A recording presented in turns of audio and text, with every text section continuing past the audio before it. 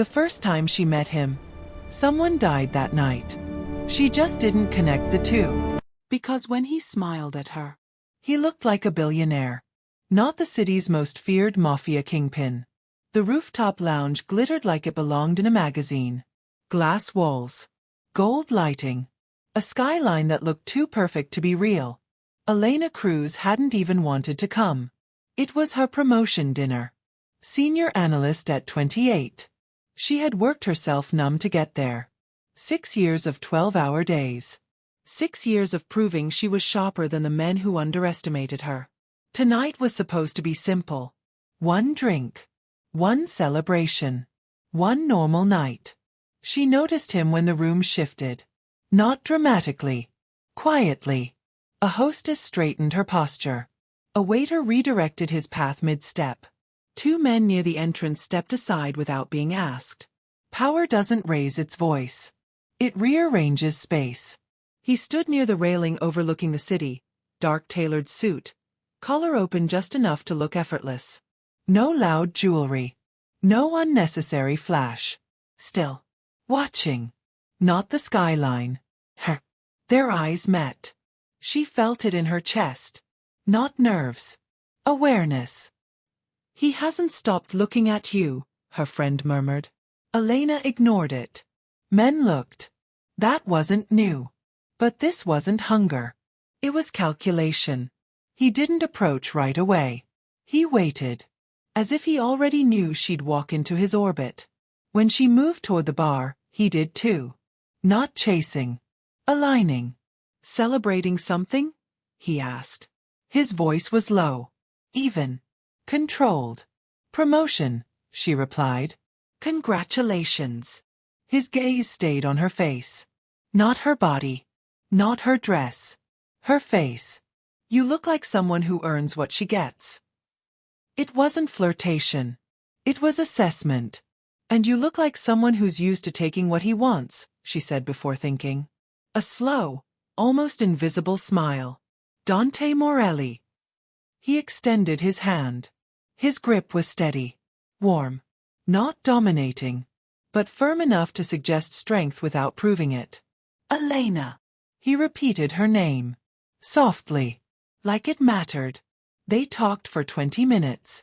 About finance. Infrastructure. Investment markets. He asked precise questions. He listened carefully. He remembered details. Most wealthy men like to hear themselves speak. Dante didn't. He studied. When her friend returned, tipsy and grinning, Dante stepped back smoothly. I'll see you again, he said. Not I hope. Not maybe. Just certainty. Elena laughed it off. She shouldn't have. At 11:52 p.m., Elena left the lounge smiling. At 12:11 a.m., a man was dragged into an underground parking garage 4 blocks away. At 12:18 a.m., that man stopped breathing. Police later ruled it gang-related. Wrong place. Wrong time. A surveillance camera captured a black sedan entering the structure. Captured 3 men exiting. Captured 1 man standing calmly beside the vehicle while others handled the violence. The footage blurred before showing his face clearly. But the silver signet ring on his right hand caught the light. The same ring Elena had noticed when he reached for his glass. The next morning, her phone buzzed. Dinner tonight? She smiled. She didn't know that Dante Morelli controlled half the waterfront. Didn't know judges owed him favors. Didn't know rival crews spoke his name carefully. She only knew he made her feel chosen. And safe. That was her first mistake. Because men like Dante don't date. They select. And Elena Cruz had just been selected. Elena expected him to cancel. Men like Dante Morelli didn't follow through. They flirted. They vanished. They enjoyed the ego boost. But at exactly 6 p.m. the next evening, a black town car idled outside her apartment building. No message. No small talk. Just a text. I'm outside. Nah. Can I pick you up? Nah. Does this work for you?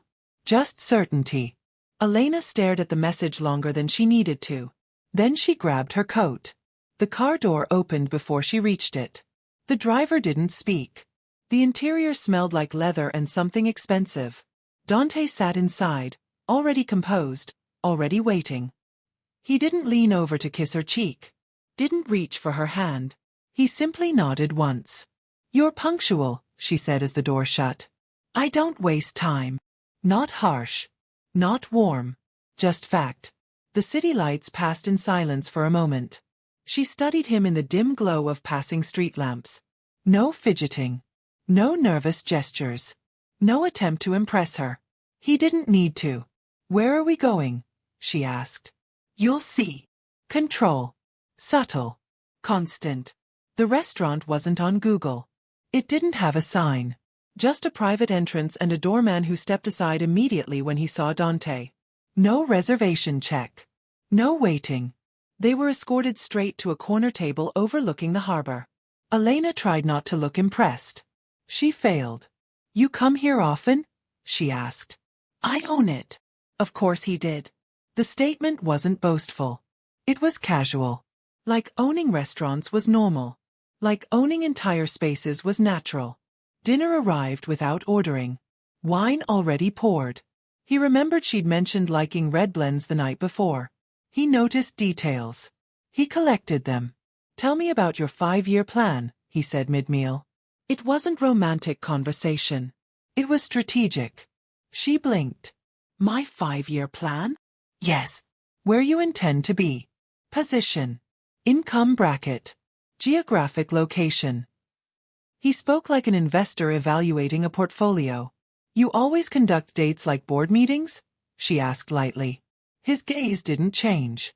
"I don't date casually." Something about the way he said it made her chest tighten. "Not romantic. Possessive." She forced a smile. "And what exactly are you evaluating?" "Compatibility." With him. He didn't have to say it. The second red flag came an hour later. A man across the room stood abruptly when Dante's phone buzzed. Not because of the sound. Because Dante's expression shifted. Subtle. Cold. Focused. He typed a short response. The man across the room immediately sat back down. No confrontation. No raised voices. Just silent obedience. Elena noticed. She didn't comment. "You're observant," Dante said without looking up. "I didn't say anything. You didn't need to." That was when she felt it. The quiet pressure beneath his calm.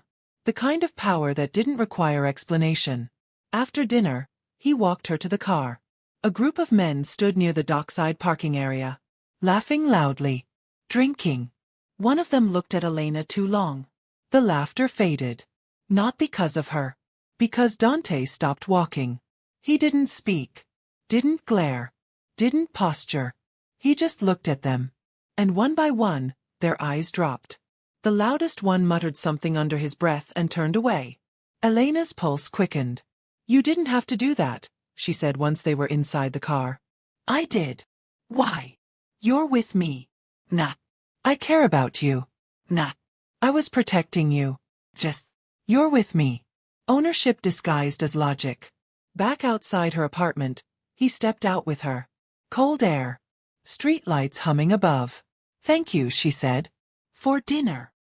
He studied her face the way he had the night before. Like he was memorizing something. "You're disciplined," he said. "That's rare.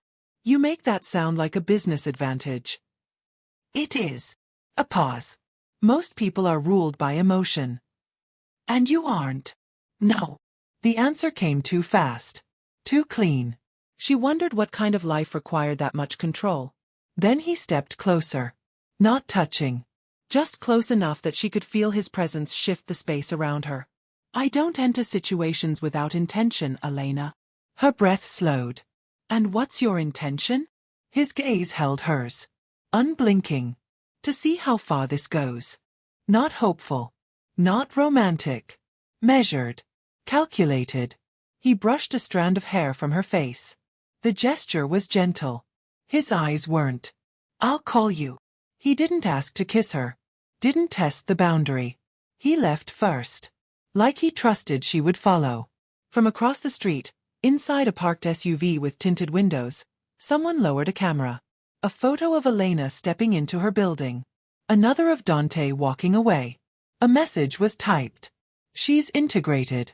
The reply came seconds later. Proceed to phase 2. Elena went to bed that night replaying his calm confidence.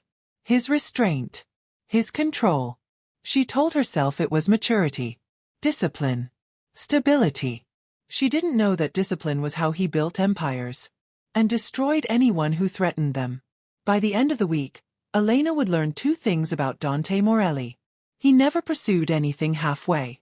And he never let anything go. Elena didn't tell Dante about the problem. She wasn't the type to ask for help. Especially not from a man she'd known less than 2 weeks. But stress has a way of leaking through even the strongest walls. It started with a call from her younger brother. Lena, I messed up. Those 4 words never meant anything good. Matteo had always been brilliant.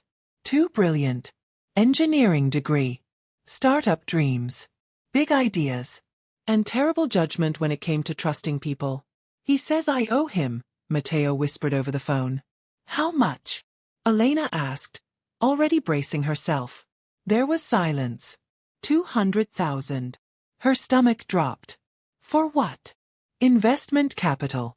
I signed paperwork. It wasn't what I thought it was.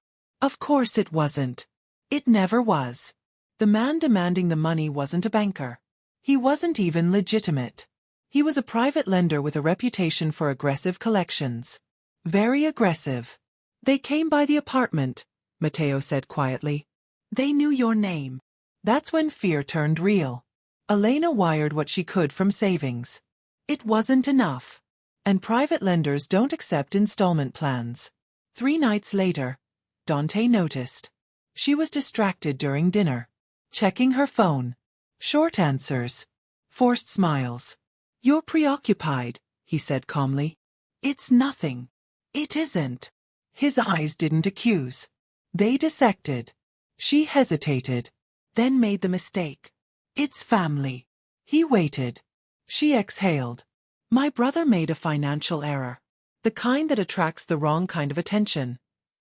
How much? She stiffened. That's not your concern. It is if it affects you. Control again. Not loud. But absolute. She told him. 200,000. He didn't blink. Name. Dante, no. Name. She gave it. Reluctantly. The name of the lender. The area he operated in. The timeline. Dante listened without interruption. When she finished, he picked up his phone. Typed 1 short message. That was it. No dramatic phone calls. No threats. No visible reaction. Enjoy your dessert, he said. Dante. It's handled. Handled. Like a scheduling error. Like a misplaced file. Like $200,000 and a violent lender were minor inconveniences. You don't even know. I know enough. And that was the end of the conversation. Or so she thought. The next morning, Matteo called again. His voice sounded different. Clearer. They're gone. What? The guys who came by? Gone. The lender? His office is empty. Phone disconnected. Website down. I checked everything. Elena froze. What do you mean gone? I mean gone, Lena. Like they vanished. She ended the call slowly. Her hands felt cold. That evening, she went to Dante's penthouse for the first time. 43 floors above the city. Glass walls. Marble floors. Art that looked museum-worthy. Security downstairs that didn't blink when she walked in. He poured her wine like nothing unusual had happened. Did you do something? She asked quietly. He didn't look surprised. Yes. Her pulse kicked. What did you do? I removed the problem. Removed. Not resolved. Not negotiated. Removed. Dante. Those men don't just disappear. They do. How? He met her eyes then. Completely steady. You don't need to know that. A line drawn. Clear. Intentional. She should have pushed harder. Should have demanded explanation. But instead, she felt relief. Crushing. Overwhelming relief. Her brother was safe. The debt was gone. And Dante had done it in less than 12 hours. That kind of reach doesn't come from money alone. It comes from power. The kind of power that moves other men. Later that night, she stood near the floor-to-ceiling window overlooking the city. Traffic lights flickered below like distant stars. "You didn't have to fix this," she said softly. "Yes," he replied. "I did." "Why?" He stepped behind her, close enough that she could feel his body heat without being touched. "Because anyone who pressures you," he said quietly, "becomes my responsibility." That wasn't romantic. It was territorial. She turned slightly. "You barely know me." His jaw tightened almost imperceptibly. "I know enough." There it was again. That certainty. Like he'd been studying her longer than she realized. Her phone buzzed. A notification from a local news outlet. Small article. Buried deep. Private financial consultant found dead in what appears to be a car explosion late last night. Elena's breath caught. The name. It was the lender. Cause of death under investigation. No suspects. No witnesses. She felt Dante's gaze on her before she even looked up. "I didn't ask for that," she whispered. "You didn't have to." "Was that you?" Silence. Not denial. Not confirmation. Just stillness. That terrified her more than any answer could have. "You said it was handled," she said. "It is." Her stomach tightened. "He had a family. So does your brother." Cold. Logical. Unapologetic. The weight of it settled between them. For the first time, she didn't see just a billionaire. She saw a man who decided outcomes. Who rearranged lives. Who erased threats. She should have walked out. Instead, she stepped closer. Because safety is seductive. Even when it's built on something dark. From across the city, in a dim warehouse office, another man watched footage on a screen. Dante entering the penthouse. Elena beside him. The report of the explosion scrolling beneath. The man leaned back in his chair.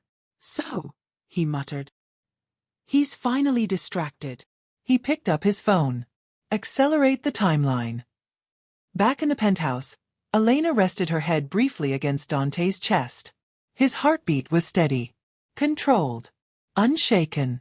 "You scare me," she admitted quietly. "Good." She pulled back. "Why good?" "Because fear keeps you alert."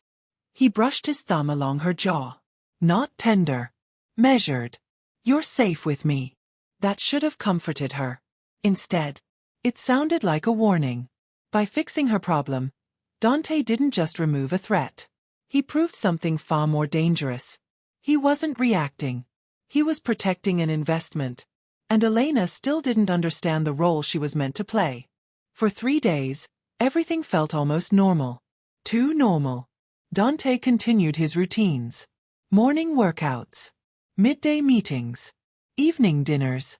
Controlled. Predictable. Unshaken. If he was concerned about anything, he didn't show it. And that, more than anything, unsettled Elena. Because powerful men don't live in calm. They create it. It happened on a Thursday night. Dante insisted she attend a charity gala with him. Black tie. Old money donors. Politicians pretending to care about underfunded schools. He dressed in a tailored black tuxedo that made him look less like a criminal empire architect and more like the cover of a luxury magazine. Elena wore emerald silk. He noticed. He always noticed. "You understand," he said as they entered the ballroom, "that appearances matter." "For you or for me?" "For both of us." Both. That word again. The room shifted when he entered. Not loudly, but visibly. Conversations paused. Eyes tracked him. Security subtly repositioned. She noticed something else too. No one approached him casually. People waited. And when they did approach, they spoke carefully. Measured. Respect wrapped in caution. Halfway through the evening, Dante stepped away to take a call. He didn't explain. He didn't need to. Elena wandered toward the balcony for air. The skyline stretched endlessly. Beautiful. Indifferent. Her phone buzzed. Unknown number. She almost ignored it. But curiosity won. The message contained only a photo. Her heart stopped. It was Matteo. Walking out of his apartment building that afternoon. Zoomed in. Grainy. But unmistakable. Beneath the image. Pretty brother. Her throat went dry. Another message followed. Tell Dante we're tired of waiting. The world seemed to tilt. Waiting for what? Her fingers trembled as she typed. Who is this? The reply was immediate. He doesn't get to expand into our territory without consequence. Territory. Her pulse pounded. This wasn't random. This wasn't a jealous ex or a scam. This was organized. Calculated. Deadly. Step away from the railing. The voice came quietly behind her. Dante. She hadn't even heard him return. He took the phone from her hand. Read the messages once. His jaw tightened. That was it. No panic. No visible anger. Just stillness. They contacted you directly, he said. Not a question. Yes. How long ago? 2 minutes. He deleted the messages. Crushed the SIM card with his thumb like it was paper. Who are they? She demanded. Competitors. That doesn't explain. They're testing me. He turned toward the ballroom. Already thinking. Already calculating. Testing you how? By seeing how much I value you. The words hit harder than she expected. You don't even know what they want. Yes, he said quietly. I do. They left immediately. No dramatic exit. No scene. But the security detail doubled. She noticed now. There were always at least 2 men nearby. She had mistaken them for event staff before. She wouldn't make that mistake again. Inside the car, silence pressed in. You said I was safe, she said. You are. My brother is being moved. What? Dante's eyes remained forward. I anticipated this. Her stomach dropped. You anticipated someone threatening my family? I anticipated leverage. Her voice sharpened. I'm not leverage. He finally looked at her. Directly. You are to them. The coldness in his tone wasn't aimed at her. It was aimed outward. Like a blade. When they arrived at his penthouse, the atmosphere had changed. Guards posted in the hallway. Elevator access restricted. Phones collected at the entrance. This wasn't wealth security. This was war posture. You need to explain, she demanded once they were inside. He removed his cufflinks slowly. Deliberately. There is another organization operating on the south side of the city. Another organization? He met her eyes. A syndicate. The words settled heavily in the room. You're saying this like it's normal. For me it is. For you. A pause. Yes. The confirmation wasn't dramatic. It wasn't shouted. It was simply truth. And truth is often quieter than lies. You're not just a billionaire, she said slowly. No. Her chest tightened. What are you? He stepped closer. Not threatening. Not comforting. Just present. I ensure the city functions the way it should. That's not an answer. It's the only one you're getting tonight. A knock sounded at the door. 3 short taps. 1 long. Dante didn't look surprised. A man entered. Dark suit. No expression. There was an incident, the man said. Location. Dante asked calmly. Dock Warehouse 3. And 2 casualties. Elena's breath caught. Is it contained? Yes. Good. The man exited. Just like that. 2 casualties. Spoken like numbers on a spreadsheet. Elena felt the room close in. This is real, she whispered. He studied her. Carefully. Yes. People are dying. They were already trying to. That logic again. Unbending. Cold. Her phone buzzed again. New number. Another image. This time it was her. Leaving the gala balcony. Crosshair overlay centered on her chest. She didn't scream. She couldn't. Underneath the image. Next time we won't miss. Dante saw it instantly. His expression didn't change. But the air in the room did. It dropped 10 degrees. He stepped to the window. Looked out over the city lights. And for the first time since she met him, she saw something shift in his eyes. Not fear. Not panic. Decision. They've made a mistake, he said quietly. What mistake? His gaze hardened. They touched what's mine. By threatening her, the rival syndicate didn't weaken Dante. They activated him. And when kings go to war, cities burn. Now the story escalates hard. Dante didn't raise his voice. He didn't storm out. He didn't call in soldiers. He didn't smash anything. He poured himself a drink. Neat. No ice. No tremor in his hand. Elena stood frozen near the center of the penthouse. The image of the crosshair still burned into her mind. They sent that knowing I'd show you, she said quietly. Yes. Why? To provoke me. And it worked. He took a slow sip. No. That answer unsettled her more than rage would have. He walked toward her. Not rushed. Not aggressive. Measured. You want answers, he said. It wasn't a question. Yes. You won't like them. Try me. For a long moment, he simply studied her, weighing something. Then he made a decision. Not impulsive. Deliberate. Sit. She almost refused. Almost. But something in his tone made it clear this wasn't submission. It was preparation. She sat on the edge of the leather sofa. He remained standing, looking down at her. My family has operated in this city for 3 generations, he began calmly. Shipping. Construction. Security. Imports. Exports. Legitimate words. Clean words. Those are the visible businesses. Her pulse slowed. What aren't the visible ones? He didn't hesitate. Arms distribution. Protection contracts. Debt enforcement. Territorial control. The room felt smaller. You're describing organized crime. Yes. The simplicity of it stole her breath. I am the acting head of the Morelli Syndicate. No drama. No performance. Just fact. How many people work for you? She asked. Directly? 211. Her stomach tightened. Indirectly. He gave a faint, almost amused exhale. Thousands. She tried to process it. The penthouse. The security. The influence. It all clicked. You're the one they're afraid of, she whispered. Yes. Silence stretched. Why tell me now, she asked. Because pretending otherwise insults your intelligence. He crouched slightly so their eyes aligned.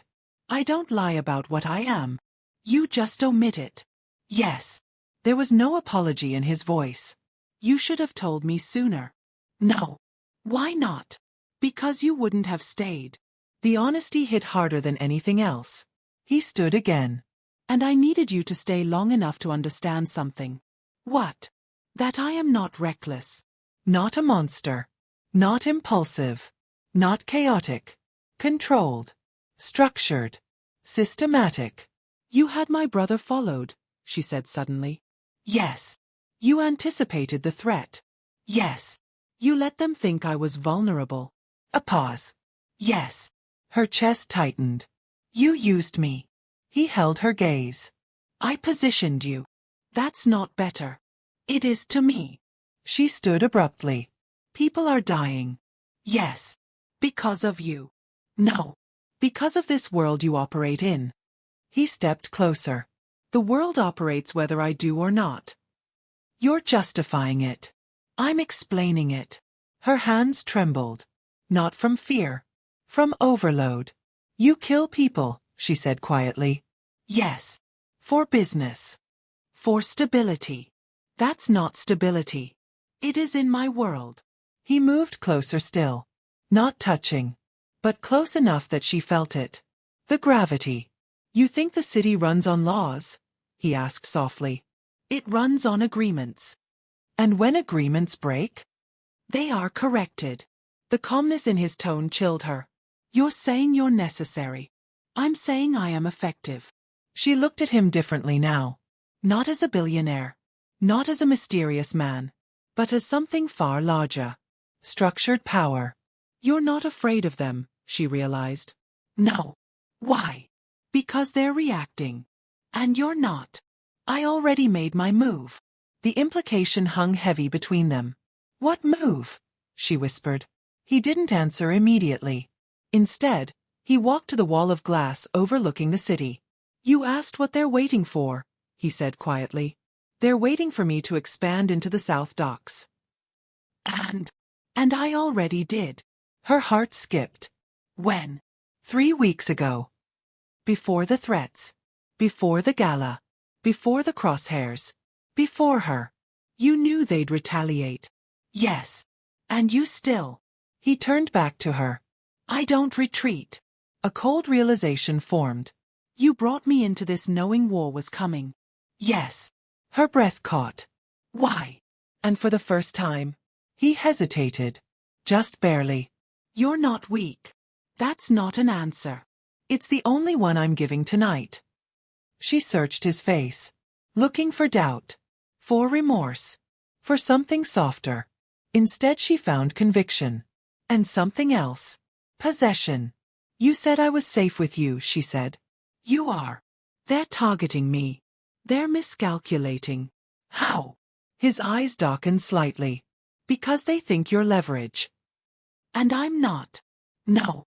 Then what am I?" He stepped closer until she could feel the heat from his body. "Mine." The word wasn't shouted. It wasn't romantic. It wasn't whispered. It was claimed. Her pulse pounded. "You don't own me." "No," he said calmly. "I chose you." That landed harder. "I'm not an asset." "You're not. Then what am I?" He leaned closer, voice lowering. "You're the only person in that ballroom who didn't look at me with fear." Her breath caught. "And that matters?" Yes. It wasn't vulnerability. It was recognition. Another knock at the door. This one sharper. More urgent. A guard stepped inside. "They moved early," he said. "South Dock 3 is compromised." Dante didn't look surprised. Losses. Contained. Retaliation. In motion. The guard exited. Elena's stomach dropped. "You're going to escalate this." "No. I already did." She stepped back slightly. "You could walk away," she said quietly. "Sell. Relocate. Disappear." He almost smiled. Almost. "You don't understand." "Then explain it to me." "This isn't about money." "Then what?" "Control." The same word from the first night. Now she understood. It wasn't ego. It was infrastructure. Territory. Influence. Power balance. "You're not dating me," she said slowly. "You're integrating me." Yes. The confirmation was absolute. Elena finally understood who Dante Morelli truly was. Not a billionaire. Not a criminal. Not just a kingpin. He was a strategist in the middle of a war. And she had just been placed on the board. Elena didn't argue. She didn't scream. She didn't threaten. She didn't demand anything. She smiled. That was the first sign something had changed. Dante noticed. He always noticed. The next morning, she behaved normally. Coffee. Emails. Work calls. She kissed his cheek before leaving the penthouse. Not lingering. Not distant. Controlled. He watched her go with the same unreadable calm. He didn't stop her. That unsettled her more than if he had. Her plan was simple. Distance. Silence. Disappearance. She withdrew cash instead of using her cards. Turned off location services. Booked a last-minute flight under her middle name. She told Matteo to stay where Dante's men had relocated him. "Just trust me," she said. "For once, just don't ask questions." He didn't. By 5:40 p.m., she was at the airport. Hat low. Minimal luggage. No checked bags. Her heart pounded, but she forced her breathing steady. If she could make it onto the plane, if she could put physical distance between them, maybe she could think clearly again. Maybe she could decide who she wanted to be. Without a war architect standing beside her. Boarding was called. She stepped into line. 1 foot forward. Then, her phone buzzed. Unknown number. She shouldn't have checked it. But she did. A single message. "Terminal C isn't as discreet as you think." Her blood ran cold. Another message followed. "Gate change. Look up." Her hands trembled as she slowly lifted her gaze. Across the terminal, near a column, Dante stood watching her. Not angry. Not frantic. Just there. Impeccable suit. Hands in pockets. Calm as ever. The crowd moved around him like he was immovable. Her boarding pass slipped slightly in her grip. He didn't approach immediately. He let her feel it. The awareness. The inevitability. Then he walked toward her. Unhurried. Each step precise. The line continued boarding around them like nothing was happening. "You should have told me," he said quietly when he reached her. She forced steel into her voice. "I don't belong in your world. That's not your decision." "Yes, it is." He tilted his head slightly. "No." The certainty in his tone made her pulse spike. "I turned off my phone." "Yes." "I paid in cash." "Yes." "I used my middle name." "Yes." Each confirmation felt like a cage tightening. "How?" she demanded. He stepped closer, lowering his voice so only she could hear. "Because when you became visible beside me, you became visible to everyone." Her breath caught. "You've been monitored since the gala." The word hit hard. Monitored. "You put surveillance on me?" "No." The pause stretched. Both sides did. Her stomach twisted. The rival syndicate and my own security. "You didn't tell me. You were safer not knowing." She almost laughed. "That's your version of safe?" "Yes." An announcement echoed overhead. Final boarding call. She glanced toward the gate. Then back at him. "I can't do this," she whispered. He didn't touch her. Didn't grab her. Didn't block her path. He simply stood there. "You already are." "I didn't choose this." "Yes, you did." "When?" "The night you stayed." Her jaw tightened. "That's manipulation." "No. It's truth." He stepped slightly aside. Just enough to create a clear path to the gate. "If you board that plane," he said calmly, "you'll land in another city under another name." She stared at him. And they'll still know where you are." Her throat went dry. "They'll escalate." "You don't know that." "I do." "You're not omniscient." "No," he agreed. "But I understand predators." "And you're not one?" His gaze held hers. "I am." There was no denial. No defensiveness. Just acceptance. "But I'm the predator that's already claimed this territory." The implication landed heavily. If she left his protection, she became unclaimed. Vulnerable. Targetable. A child ran past them laughing. Normal life continuing. The contrast was surreal. "You said I wasn't leverage," she said quietly. "You're not." "Then why would they come after me?" His voice lowered further. "Because they think you matter to me." Her pulse stuttered. "And do I?" A flicker. Barely there. But real. "Yes." The word was quiet. Not dramatic. Not romantic. Just honest. And that honesty was more dangerous than any threat. The final boarding door began closing. She looked at it. Looked at freedom. Looked back at him. "You tracked me within an hour," she said. 47 minutes. He corrected it automatically. "That's not protection, Dante. It's efficiency." She exhaled slowly. "If I stay, this doesn't become easier." "No." "If I stay, it gets worse." "Yes." "If I stay, people will die." "They already are." The brutal clarity in his voice cut through her denial. He leaned closer, just enough that his voice brushed against her ear. "If you leave, you'll always be looking over your shoulder." A pause. "If you stay, you'll stand beside me." Her chest tightened. "That sounds like ownership." "It's alignment. You don't get to decide that for me." "I already did." She stared at him. At the calm. The control. The terrifying certainty. "You knew I'd try to leave," she said. "Yes." "And you let me." "Yes." "Why?" "Because you needed to understand something." "What?" "That there isn't a version of this where you're untouched." The words landed like a verdict. The boarding gate sealed shut. Her plane pulled away from the terminal. She didn't move.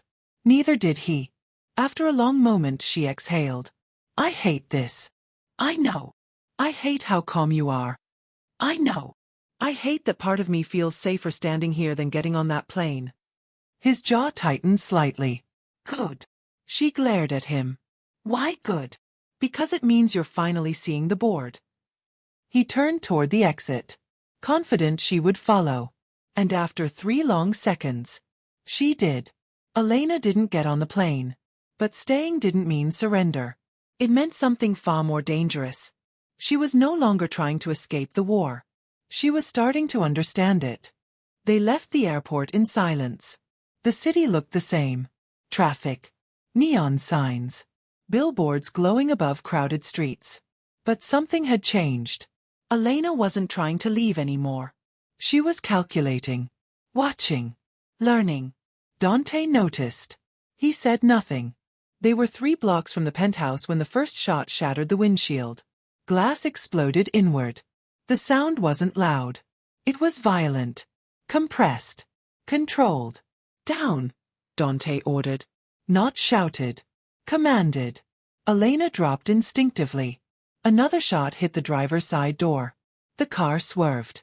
The driver accelerated instead of braking. Professional. Trained. Stay low, Dante said. He reached under the seat. Pulled out a handgun. Effortless. Familiar. How many? She asked, heart hammering. 2 vehicles. How do you? I see patterns. Another shot. This one closer. Metal screamed. The car veered sharply into a side street. But the vehicles followed. Of course they did.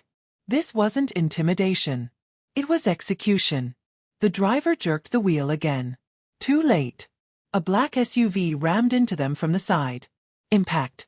The world flipped sideways. Metal crumpled. Airbags detonated. Silence roared in her ears. When Elena's vision cleared, the car was on its side. Smoke filled the interior. The driver wasn't moving. Dante was already moving. He kicked the shattered windshield outward and pulled her through the opening. Run, he said. Gun already drawn. She stumbled onto the pavement. Street lights flickering above. One of the SUVs screeched to a halt. Doors opened. Men stepped out. Come. Professional. Weapons raised. Dante fired first. 2 controlled shots. 1 man dropped. No hesitation. No wasted motion. Another shooter advanced. Elena pressed against the overturned car. Her breath ragged. This was real. Not implied. Not strategic. Not distant. Real. A bullet ricocheted off metal inches from her head. She flinched. And then, Dante staggered. Just slightly. Her stomach dropped. He fired again. But his left shoulder jerked unnaturally. Blood spread quickly through his jacket. He'd been hit. Time slowed. One of the attackers rounded the vehicle. Gun trained. Dante was focused forward. He didn't see him. Elena, he started. But she had already moved. The gun he'd handed her days ago for, just in case, still in her purse. Her fingers wrapped around it. Muscle memory sparked to life. Her father's voice echoing in her head. Feet planted. Arms steady. Front sight focus.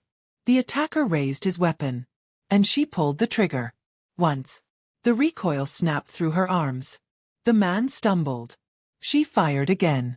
Center mass. He dropped. Silence. Except for her breathing. And Dante's. Heavy. Controlled. Still alive. Another engine revved. The second SUV peeled away. Retreating. Mission failed. For now. Dante leaned against the damaged car. Blood soaked through his sleeve. He looked at the man she'd shot. Then at her. You aimed well, he said calmly. Her hands trembled slightly. I didn't think. Good. He stepped closer despite the wound. You didn't hesitate. She stared at the body. The reality of it crashing in. I killed him. Yes. Not comfort. Not apology. Confirmation. Sirens echoed in the distance. Not close enough. Dante grabbed her wrist gently. Move. They disappeared down the alley before authorities could arrive. Another car. Another location. Another contingency plan. He had always anticipated this. Inside a safe house 10 minutes later, he sat on a metal chair while one of his men cleaned the wound. The bullet had grazed muscle. Painful. Not fatal. Elena stood near the sink, staring at her hands. No shaking now. Just stillness. You saved my life, he said quietly. She didn't respond. You saw the angle. You didn't. I was focused elsewhere. She turned slowly. I killed someone. Yes. For you. No. His gaze locked onto hers. You killed him because he would have killed you. The distinction mattered. And didn't. She swallowed. I didn't feel anything. His expression shifted slightly. Not yet. He stood slowly once the wound was bandaged. Walked toward her. Stopped inches away. You crossed a line tonight. She met his eyes. So did you. I've crossed it before. And now I have. Yes. Silence settled between them. Heavy. Irreversible. She understood something now. Not intellectually. Viscerally. There was no plane. No exit. No untouched version of herself waiting on the other side. She was in it. With him. Not as leverage. Not as decoration. As something else. He reached up and brushed his thumb gently along her jaw. You're not weak, he said. It wasn't praise. It was recognition. Her voice was steady now. What happens next? His eyes darkened slightly. They escalate. And we. He didn't look away. We respond. She looked at the blood on her sleeve. At the city lights through the window. At the man standing in front of her. She had thought she was dating danger. She hadn't understood she would become part of it. That night, Elena Cruz stopped being a bystander. She didn't just survive the war. She fired her first shot in it. And Dante Morelli realized something that changed everything. She wasn't his weakness. She was his weapon.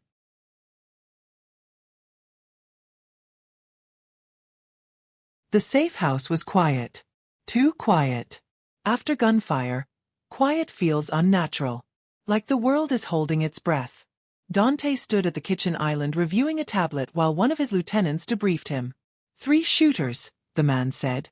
2 confirmed. 1 escaped. Vehicles? Dante asked. Burned. Communications. Encrypted. Dante nodded once. Who knew our route? The lieutenant hesitated. Just internal security. The air shifted. Elena noticed it immediately. Dante didn't look angry. He looked analytical. That route was a contingency, Dante said calmly. Yes. And only my inner circle has access to contingency plans. Yes. The word landed like a crack in glass. Elena leaned against the counter, watching him. The attack wasn't random. It was timed. Precise. They had known exactly where to intercept. That wasn't luck, she said quietly. Dante's eyes flicked toward her. No. The lieutenant shifted uneasily. You're saying.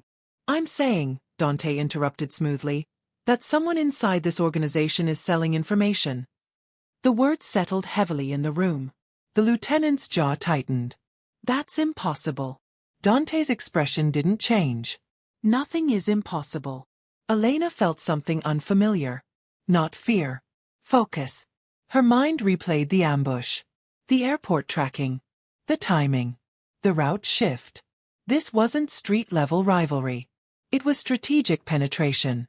They knew about the airport, she said. Yes. They knew about the safe house. Yes. And they knew the alternate route. Dante nodded once. Which meant the leak wasn't low-level. It was close. Very close. The lieutenant left the room after receiving orders to isolate communications. Doors locked. Phones confiscated. Signals jammed. Paranoia entered the space like a living thing. Dante turned to Elena. Go to the bedroom. No. His jaw flexed. It's not a request. I'm not a civilian anymore. The word surprised even her.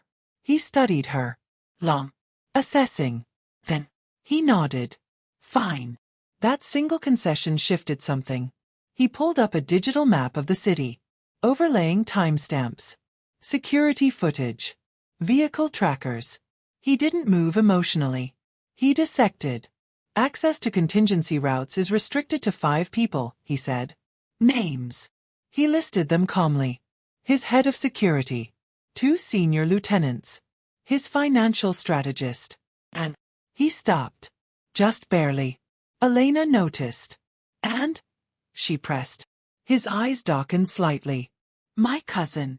The word hung in the air. Family? She asked. Yes. And? He oversees Southern Dock operations. The exact territory the rival syndicate wanted. Her pulse quickened. That's too clean. Yes. And if it's him? Dante's voice dropped a degree. Then it's resolved. The calmness was more terrifying than rage. Hours passed. Digital audits. Encrypted message tracing. Financial cross-checking. Elena watched him work. This was his real power.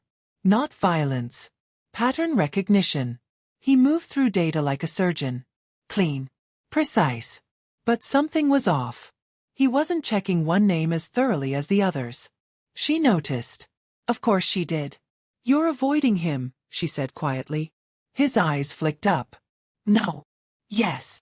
A pause. He's family. And I don't make accusations without certainty. You don't hesitate to eliminate threats. This is different. Why? Because betrayal from blood destabilizes structure. There it was. Not emotional weakness. Strategic hesitation.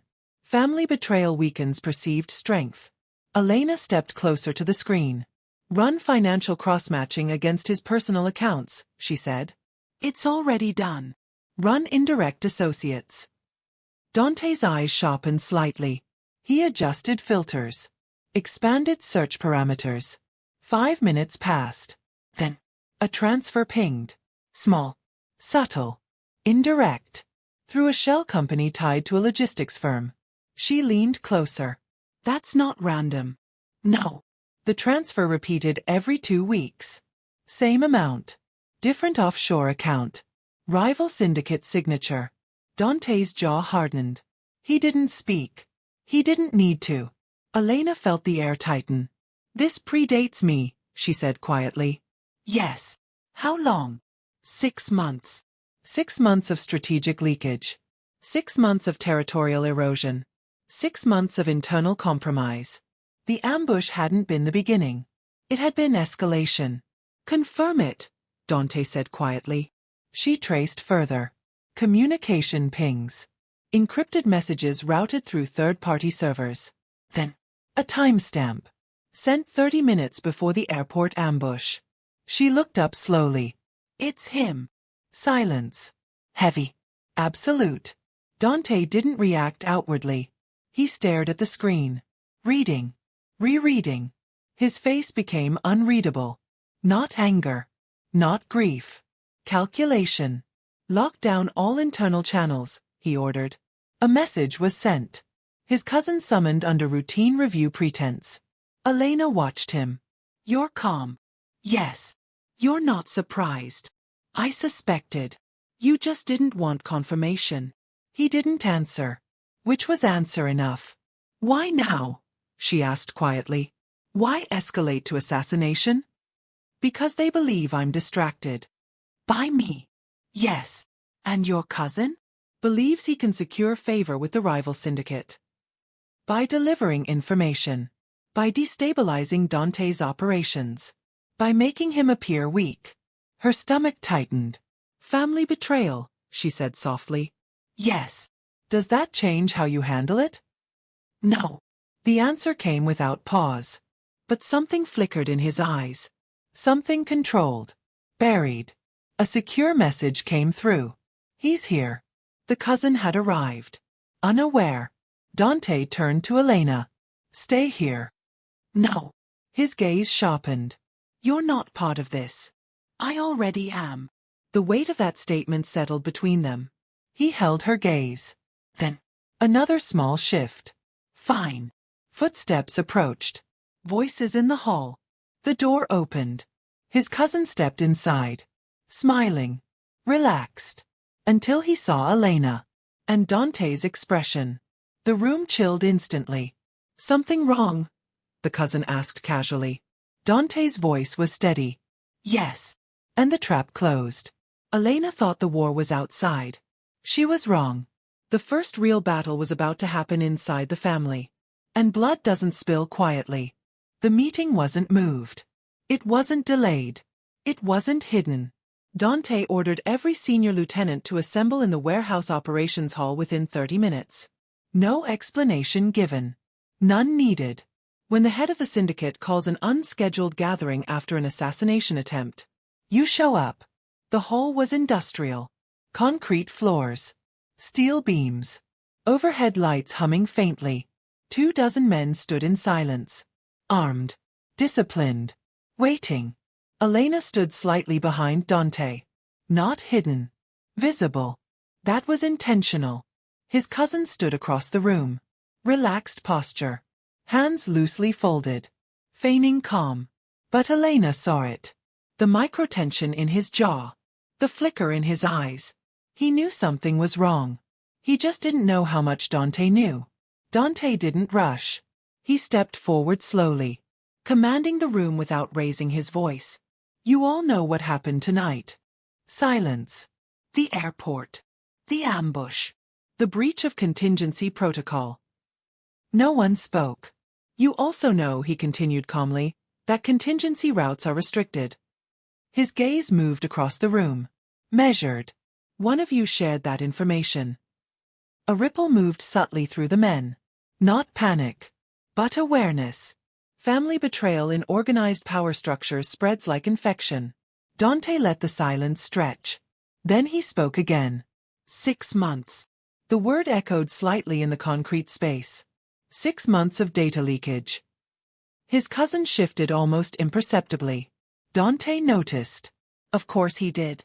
Emilio, Dante said calmly. The cousin's name landed heavily. A few men glanced sideways. Emilio smiled faintly. Yes. Step forward. No accusation. No aggression. Just instruction. Emilio obeyed. He stepped forward confidently. You think this is amusing? Dante asked. No. You think this is unexpected? No. You think you're clever? A small pause. Emilio's smile thinned. I think you're overreacting. The room cooled further. Overreacting. That was bold. Dante didn't respond immediately. Instead, he gestured toward one of the monitors mounted on the wall. Footage appeared. Financial transfers. Encrypted message timestamps. Route disclosures. All tied to Emilio. Clear. Irrefutable. No theatrics. Just proof. Emilio's expression didn't break. But it hardened. You trusted me, Emilio said quietly. Yes. You still should. Dante stepped closer. Not threatening. Just closer. You aligned yourself with the Southern Syndicate. For leverage. For betrayal. For expansion. For greed. Each word precise. Measured. Emilio's jaw tightened. You're distracted, he said quietly. You're softening. A subtle glance toward Elena. There it is, Emilio added. She's the weakness. The room stilled completely. That was the wrong move. Elena felt every eye flick toward her. Dante didn't look at her. He looked at Emilio. Slowly. Carefully. Say that again, Dante said quietly. Emilio held his ground. She compromises your judgment. Silence. Heavy. Charged. Dante stepped even closer. So close now that only inches separated them. My judgment, Dante said calmly, is why you're still breathing. The temperature in the room dropped another degree. Emilio didn't back down. You're expanding too aggressively, he pressed. You're destabilizing the balance. And you, Dante said softly, decided to destabilize me first. Emilio didn't deny it.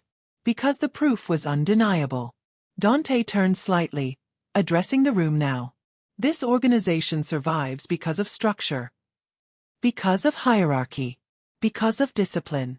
Because of loyalty. When structure breaks, he continued calmly, it is corrected. No one breathed. Emilio looked around the room, perhaps expecting support. None came. Because this wasn't a democracy. This was rule. 6 months, Dante repeated. You sold routes. You sold shipment timing. You sold defensive rotations. For what? Dante asked. Emilio didn't answer. Dante leaned slightly closer. For territory? For position? For control? Emilio's voice dropped. For inevitability. A flicker of something passed through Dante's eyes. Interest. You thought I would fall, Dante said. I thought you were slowing down. And you wanted the throne. Emilio didn't respond. He didn't have to. The silence answered. Dante stepped back slightly. Just enough space. Elena. Her name cut through the room unexpectedly. She stiffened. Step forward. Every eye shifted to her now. She did. Slowly. Controlled. She stopped beside Dante. He looked at the men. This is not weakness, he said calmly. This is expansion. His hand settled lightly at the small of her back. Possessive. Deliberate. She survived an assassination attempt tonight. She fired back. A murmur rippled faintly. She stands beside me because she understands structure. His gaze locked back onto Emilio. You mistook alignment for distraction. Emilio's composure cracked slightly. Family doesn't do this, Emilio muttered. Dante's voice dropped. Family doesn't leak routes. The final word hit like a verdict. Dante turned to his head of security. Remove him. No shouting. No spectacle. Just instruction. 2 men stepped forward. Emilio's composure finally faltered. You're making a mistake, he snapped. No, Dante replied calmly. You did. Emilio was escorted toward the exit. He didn't beg. He didn't scream. But his eyes burned with realization. Family ties had ended. Power remained. The warehouse doors closed behind him. Everyone in the room understood what that meant. No one asked. No one questioned. Dante turned back to the assembly. Let this correct your assumptions. His voice was calm. Unwavering. Structure remains intact. Leadership remains stable. Expansion continues. The men nodded subtly. Order restored. Authority reaffirmed. The meeting ended without applause. Without chaos. Just silent obedience. Later, alone in the office above the warehouse, Elena exhaled slowly. You didn't hesitate, she said. No. He's your cousin. Yes. Does that matter? Yes. The admission surprised her. But it doesn't override structure. She studied him. You just removed your own blood publicly. Yes. Why public? He met her eyes. Because fear is contagious. And you needed to cure it. Yes. Her voice lowered. Are you going to kill him? Dante didn't answer immediately. He looked out over the dark docks beyond the window. Then, he chose his side. That was answer enough. Elena felt something shift inside her. Not fear. Not horror. Clarity. This wasn't chaotic violence. It was controlled authority. He wasn't emotional. He was structural. And now, the rival syndicate would know. The mole was exposed. The weakness removed. The king remained standing. By the end of the night, one betrayal had been corrected. But the rival syndicate had just learned something far more dangerous. Dante Morelli wasn't destabilizing. He was consolidating. And Elena was no longer beside him by accident. She was standing where a queen would. It didn't start with suspicion. It started with a document. Elena was alone in Dante's private office. He had stepped out to handle dock retaliation logistics. The room was quiet. Too quiet. She wasn't snooping. Not exactly. She was reviewing security routing changes. At his request. That was the difference now. She had access. Not full access. But enough. And enough is dangerous. The file wasn't labeled with her name. It was labeled. Acquisition. Phase 1. Her stomach tightened. She shouldn't have opened it. She did anyway. Inside were time-stamped reports. Photos. Financial summaries. Personal background breakdowns. employment history, family connections, academic records. Her records. Not recent ones. 3 years' worth. 3 years. Her breath thinned. The earliest entry predated the rooftop bar. Predated their meeting. Predated everything. She scrolled slowly. Page after page. Psychological profiling. Stress response analysis. Leadership scoring. A line stood out. Subject exhibits high resilience under pressure. Potential strategic asset. Asset. Her pulse roared in her ears. Another document. Redacted heavily. But not enough. Target proximity approach recommended via neutral social encounter. Her chest tightened. Neutral social encounter. The rooftop. Her promotion dinner. The chance meeting. Her hands went cold. It wasn't coincidence. It was positioning. Footsteps approached behind her. She didn't turn immediately. She didn't need to. You found it, Dante said quietly. Not surprised. Not angry. Just acknowledging. She closed the tablet slowly.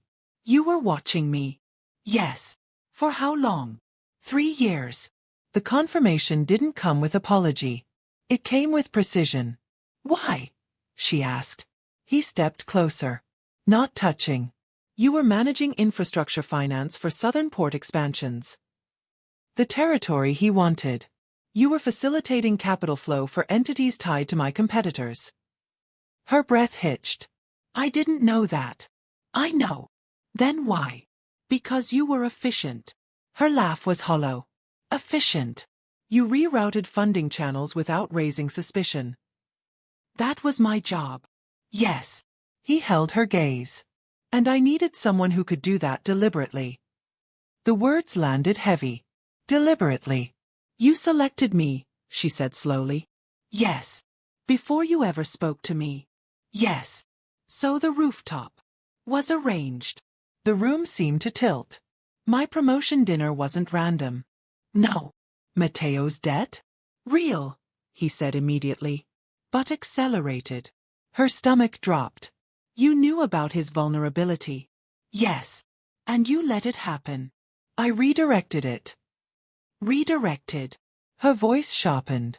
The lender wasn't independent, Dante said calmly. He was affiliated. With you. With both sides. Her mind raced. You manipulated my brother's crisis. I resolved it. You engineered proximity. I ensured it. The language was surgical. Precise. Unapologetic. Her chest tightened. So I wasn't just in the wrong place at the wrong time. No. You needed me. Yes. As leverage? No. As strategy. She stared at him. Every moment replaying. The airport tracking. The ambush. The gala. The war. You integrated me into your expansion plan. Yes. And you never intended to let me leave. No. The honesty was brutal. You said you don't lie. I didn't. You omitted everything. Yes. That's the same thing. No. He stepped closer. I never said we met by accident. You let me believe it. Yes. Silence. Heavy. You played me. No. You studied me. Tested me. Placed me. Yes. And you're telling me that calmly? Yes. Her breathing grew uneven. Was any of it real? He didn't answer immediately. That hesitation hurt more than the truth. The attraction? She pressed. The protection? The risk. His jaw tightened slightly. That was real. But the origin wasn't. No. Her eyes burned. Not tears. Rage. You turned my life into a strategic move. Yes. You turned me into a piece on a board. Yes. And now. He stepped even closer. So did you. She blinked. What? You stayed. I didn't have a choice. You did. Her pulse pounded. You're rewriting this. No. You pulled the trigger. Silence. You stood beside me in that warehouse. Silence. You chose alignment. Her voice dropped. After you engineered it. Yes. The admission hit like impact. You could have told me, she whispered. You would have walked. Yes. And I needed you to stay long enough to see. See what? That you belong in this world. Her laugh was sharp. Belong. You didn't collapse when you saw blood. You didn't run when you saw structure. You didn't break when you pulled the trigger. That doesn't mean I belong. It means you're capable. The word hung between them. Capable. Not innocent. Not victim. Capable. She stepped back slightly. You never feared losing me. He shook his head once. I calculated it. The honesty was suffocating. You're a strategist, she said quietly. Yes.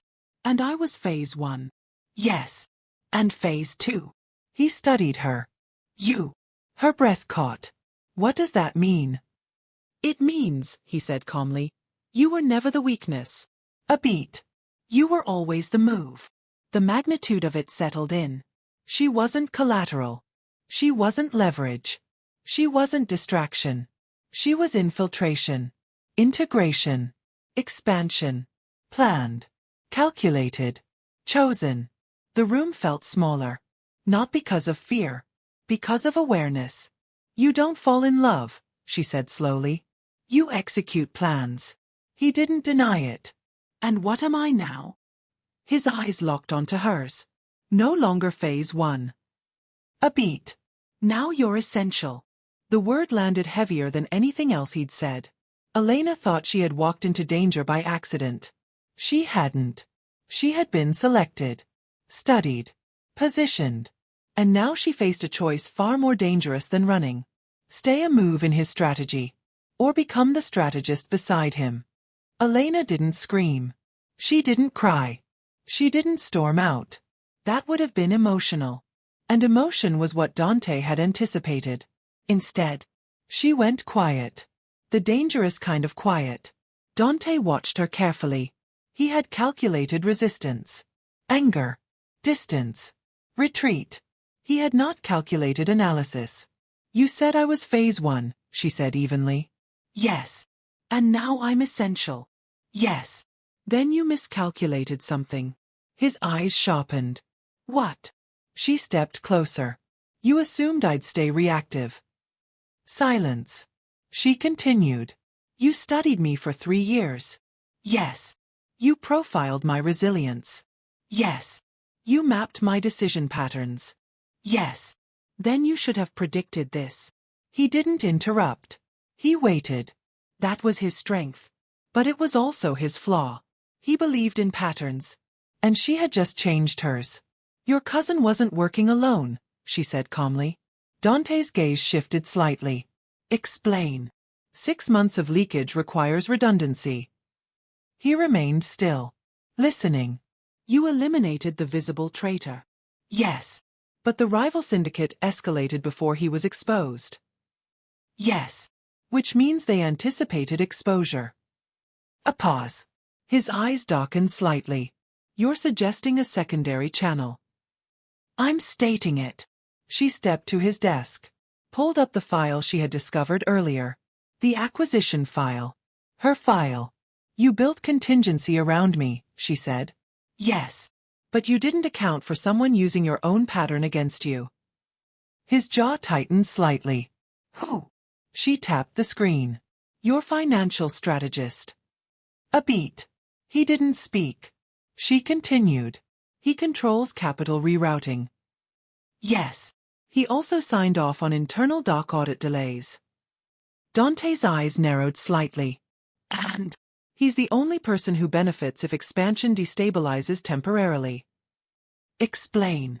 If you appear aggressive, internal investors panic. Yes. He consolidates emergency liquidity. Dante's gaze hardened. And redirects it. Yes. To rival-controlled fronts. The silence that followed was different. Not emotional. Not defensive. Calculating. You've been too focused on blood loyalty, she said quietly. You assumed betrayal would be emotional. It isn't. It's financial. She leaned forward slightly. You think in territory. They think in capital. A long pause. Dante moved to the screen. Reviewed the transfers. Cross-checked timestamps. Her logic. Her structure. He saw it. The pattern. Hidden beneath visible chaos. You ran this without my access clearance, he said calmly. Yes. You bypassed internal protocol. Yes. You're aware that's a risk. Yes. Silence. Heavy. Then. A slow exhale. You're right. The admission was quiet. But seismic. You positioned me, she said softly. Yes. You studied my mind. Yes. You wanted someone capable. Yes. She met his eyes directly. You found her. For the first time since she met him. He didn't respond immediately. That was new. A secure call buzzed on his desk. He answered. Speak. A voice reported. The financial strategist just attempted an offshore asset transfer. Dante's gaze locked onto Elena. Freeze it, he ordered calmly. Detain him. He ended the call. You were testing me, she said. No. Yes. He held her gaze. I was observing. She stepped closer. You built phase 1. Yes. I just built phase 2. The words hung between them. Not defiant. Declarative. You could have kept this quiet, Dante said. Yes. You could have leveraged it. Yes. Why didn't you? She didn't hesitate. Because I don't undermine structure. A beat. I optimize it. The silence stretched. Then, something shifted in his expression. Not dominance. Not control. Recognition. You're not reacting to me anymore, he said quietly. No. You're operating. Yes. And you understand what that means? Yes. It means escalation. Yes. It means you'll be seen. Yes. It means they will target you directly. She didn't blink. They already did. He stepped closer. Closer than before. Not possessive. Not territorial. Equal distance. You want a seat at the table, he said. No. What do you want? She held his gaze steadily. I want to build the table. Silence. Then, a faint, controlled smile touched his mouth. Approval. Real approval. Later that night, the rival syndicate received a message. Not from Dante. From an encrypted channel they didn't recognize. Asset freeze confirmed. Secondary infiltration neutralized. Expansion continues. The signature at the bottom wasn't his. It was hers. EC. Standing at the penthouse window, Elena looked out over the city lights. The skyline felt different now. Not overwhelming. Not distant. Structured. She felt Dante step beside her. Not behind. Beside. You understand there's no exit now, he said quietly. She nodded. I understood that at the airport. And you're not afraid? She considered the question. Then shook her head. No. A long pause. Good. She glanced at him. You don't own me. No. You chose me. Yes. And now. His gaze softened just slightly. Now we choose the same direction. She studied the city below. The docks. The districts. The territory. You didn't select a weakness, she said quietly. No. You selected a strategist.